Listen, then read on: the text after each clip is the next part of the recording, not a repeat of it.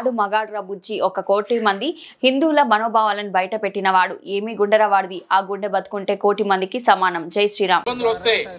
ఎందుకంటే వీరభద్ర స్వామి ఊరికనే రాలా, వాడు సాక్షాత్తు సతీదేవి నాయన శివుని తిరిగితే ఆమె తన ఆత్మాహుతి చేసుకుంటే వీరభద్రుడు వచ్చాడు, దక్షుడు తలకాయ తీసి యజ్ఞగుండంలో పడేశాడు.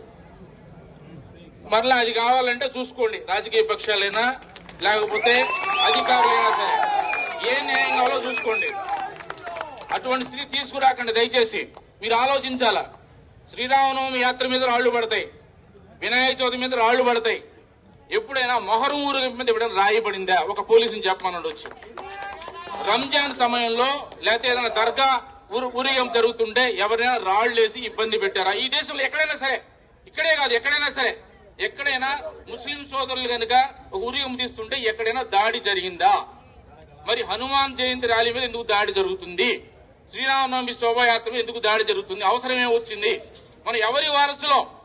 ఒక ముస్లిం స్త్రీని పట్టుకొస్తే చెల్లెల్లాగా భావించి తిరిగి పంపించిన శివాజీ వారసులమా? లక్షల మంది ఆడవాళ్ళని బానిసలుగా మార్కెట్ లో పెట్టి కూరగాయలను అమ్మిన ఔరంగజేబు వారసులో తేల్చుకోవాలా? మీకు ఎవరు ఆదర్శం? ఆడవాళ్ళని అమ్మేవాళ్ళ, ఆడవాళ్ళని కాపాడేవాళ్ళ? ఇప్పుడు ఎవరికి రక్షణ కల్పిస్తారు మీరు? శివాజీ వారసులకు రక్షణ కల్పిస్తారా, ఔరంగజేబు వారసులకు రక్షణ కల్పిస్తారా? తేల్చుకోవాలా. ప్రభుత్వమైనా రాజకీయ పక్షాలైనా మరొక అధికారులైనా సరే, లేకపోతే చాలా ఇబ్బందులు వస్తాయి. ఈ మధ్యన హైందవ శంకరం జరిగిందని చెప్పారు. మనం కూడా శివాజీ ఊరకే రాలా. ఇప్పుడు చావా సినిమా నడుస్తుంది, చూడకపోతే చూడండి మళ్ళా ఒకసారి. 9 ఏళ్ల పాటు సంభాజీ మహారాజు శివాజీ కొడుకు ఎన్ని కష్టాలు పడ్డాడు. సర్వ సైన్యంతో కూడా ఔరంగజేబు వచ్చినప్పటికి కూడా వాడికి నిరాశ కలిగిస్తూ 27 సంవత్సరాలు పోరాటం చేసినా ఎదిరించి నిలబడింది హిందూ దేశం. చివరికి తిరిగి మళ్ళా రాజధానికి వెళ్లకుండా దారిలో చచ్చాడు ఔరంగజేబు. అంతే. ఎన్ని చేశాడు? ఆయన పేరేంది? ఆయనకి బిరుదు విగ్రహాన్ని పగలగొట్టేవాడని బిరుదు ఆయనకి.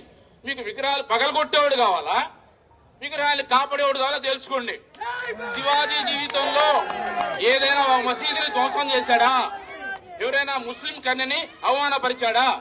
ఖురాన్ అవమానపరిచాడా? ఆ రాజు వారసులం మేము ఇక్కడ. ఔరంగజేబు చేసిందేంటి? కాశీ, మధుర అన్ని దేవాలయాలు పగలగొట్టించాడు. 40,000 దేవాలయాలు పగలగొట్టించాడు. వాడి వెనకాల నిలబడతారా? దొంగ వెనకాల నిలబడతారా? ఇది న్యాయమేనా? ప్రభుత్వానికైనా ప్రజలకైనా?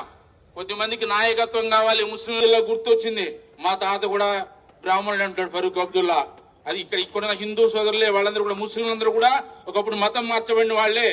వాళ్ళ మాయాజాలం పడి పదవీ కాంక్షతో ఉద్రేకాలు రెచ్చగొట్టి ఊరేగుల మీద రాళ్లేయించి నాయకులుగా ఎదగాలంటే ముస్లిం యొక్క ఉగ్రవాద నాయకత్వాన్ని తిరస్కరించాలా ముస్లిం సోదరులు? లేకపోతే నష్టపోతారు రాబోయే రోజుల్లో. అది గుర్తించాలా. ప్రభుత్వం కూడా గుర్తించి ఇటువంటి న్యాయపరమైన హక్కులు ఎక్కడుంది? రోడ్డు మీద పోకూడదన్నదా? పోయినసారి చూసాం, హనుమంత్ జయంతి యాత్ర జరుగుతుంటే ఆర్టీసీ బస్ స్టాండ్ దగ్గర పోలీసులు బ్యారికేడ్స్ పెట్టి మీ దాన్ని పోవద్దు, ఆ పక్కన పోండి అన్నారు. సిగ్గుచేటు కదా. మీరెందుకు ఉంది? తుపాకీ దేనికి? లాఠీ ఎందుకు ఉండేది? రోడ్డు మీద, పబ్లిక్ రోడ్డు మీద పోరా అంటే ఎవడైనా రౌడీ చేసి వాడి పక్కన నిలబడి వాడి దూరంగా ఉండరా, నువ్వు ఇంట్లో కూర్చోమని మాకు చెప్తారా? అందుక మీరు ఉండేదే. రౌడీ చేసేవాడు పక్కలో వేస్తారా? తేల్చుకోవాలా. ఏది లా అండ్ ఆర్డర్ అంటే ఏమిటి? అసలు ధర్మం ప్రకారం అనుమతి తీసుకుని పోయేవాడికి రక్షణ కల్పిస్తారా? అధర్మంగా శాంతియుతంగా పోయేవాడు రాళ్లేసేవాడికి రక్షణ కల్పిస్తారా? తేల్చుకోవాలి యంత్రాంగం. సాక్షాత్ మనం గౌరవమైనటువంటి జిల్లా మేజిస్ట్రేట్ వారి కార్యాలయం దగ్గర నిలబడి ఉన్నాం. మనం న్యాయాలయాలు వాళ్ళకి తెలుసు ఏది మంచి ఏది చెడ్డో. ప్రభుత్వానికి, మంత్రి గారి, ముఖ్యమంత్రి గారికి, ఉప ముఖ్యమంత్రి గారికి కూడా ఈ విషయాన్ని తీసుకెళ్లి ఈ రాష్ట్రంలో హిందువులు 2వ శ్రేణి పౌరులు కాదు, వాళ్ళకి సమాన హక్కులు ఉన్నాయి. ఏ దేశంలో అయితే ఆ దేశ వాసులకి హక్కులు ఉంటాయి. అందరూ సుఖజీవనం కలపాలి. ఎక్కడ కూడా ముస్లింలకి, క్రైస్తవులకు వ్యతిరేకంగా మాట్లాడేది అలవాటు మనకు లేదు. ముస్లింలకు వ్యతిరేకంగా అది ర్యాలీ ముస్లిం ఉగ్రవాద నాయకత్వానికి వ్యతిరేకం, క్రైస్తవులకు వ్యతిరేకం కాదు. మేము వ్యతిరేకిస్తాం ఎవరిని? భారత్ మాతకు చేయనకపోతే వ్యతిరేకిస్తాం ఖచ్చితంగా. వాడు ఎవడైనా సరే. రావణాసుడు ఎందుకు చంపాడు? ముస్లిం వాడు చంపాడు. రాముడా? కంసుడు ఎందుకు చంపాడు? కృష్ణుడు మేనమామేనే. తప్పుదారులు వెళ్తుండే వేస్తారు అంతే. ఇక్కడ కూడా అంతే. కాబట్టి దేశాన్ని ప్రేమిస్తే ఇక్కడ ఉండండి. యూరోప్ లో నడుస్తుంది ఏంటో తెలుసా? యూత్ టీ షర్ట్లు వేసుకోవాలా. ఆ పేరు ఈ పేరు కాదు వేసుకోవాల్సిన టీ షర్ట్ల మీద. మీరు ఉండే దేశాన్ని ప్రేమించండి. ఏంటి? మీరుండే దేశాన్ని ప్రేమించండి. లేదా మీకు లవ్ పాకిస్తాన్ మీదో, అమెరికా మీదో, చైనా మీద ఉంటే అక్కడికి వెళ్ళి బతకండి. మీకు ఎక్కడ మీరు ప్రేమించే దేశానికి వెళ్ళినా బతకండి, లేదా ఇక్కడ బతుకుతున్న దేశాన్ని ప్రేమించండి.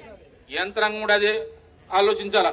వందే మాత్రం పాడడం, జనగణమన ఇస్తే నిలబడడం, భారత మాతకు జయను, జెండా ఎగరేస్తే